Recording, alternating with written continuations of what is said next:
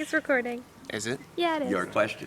So you addressed Marcellus Shale earlier, and being on a lot of environmental boards, but also the desire for you to encourage job growth. How do you see where do you stand with Marcellus Shale? You can. I think Pennsylvania can have its cake and eat it too. Remember, we have the fourth largest Marcellus Shale in the world. Yeah. These companies aren't going to walk away from it. And remember, the Marcellus is only the top of the Utica.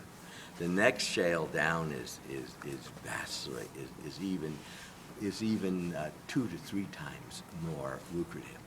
And the technology is evolving to get to the shale below the shale.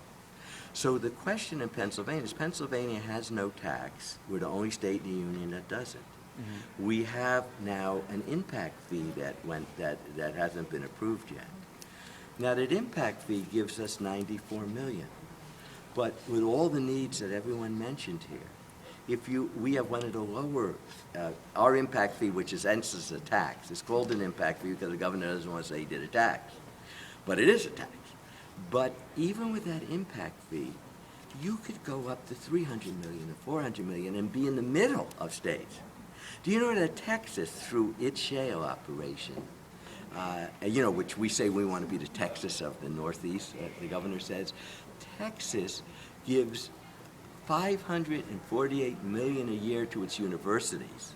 That keeps tuition low and that allows those universities to excel. Alaska, which has a 27% tax rate on its shale and oil, and you have Governor Palin there, every citizen gets a check for $1,500, approximately $1,500 every year.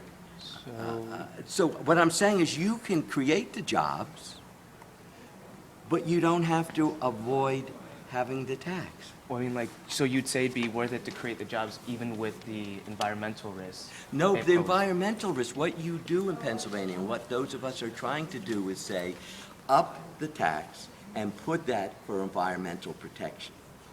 Some states have given it to education. Some states have given it for senior citizens.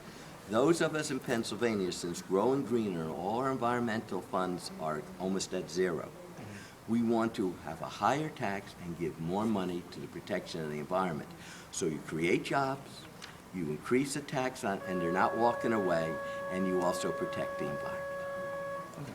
And that's but we were defeated in that effort because the bill that came out of the Senate doesn't do much, and the bill that came, in fact, the bill that came out of the Senate in terms of open space programs, which this county excels in, will, if you divide the $15 million that they're going to give to open space and environment, all environment programs getting $15 million, that amounts to $216,000 per county. An acre of land in this county costs about that much now. So you see, there is no environmental protection with the bill that came out. And the House is debating that today. Yeah.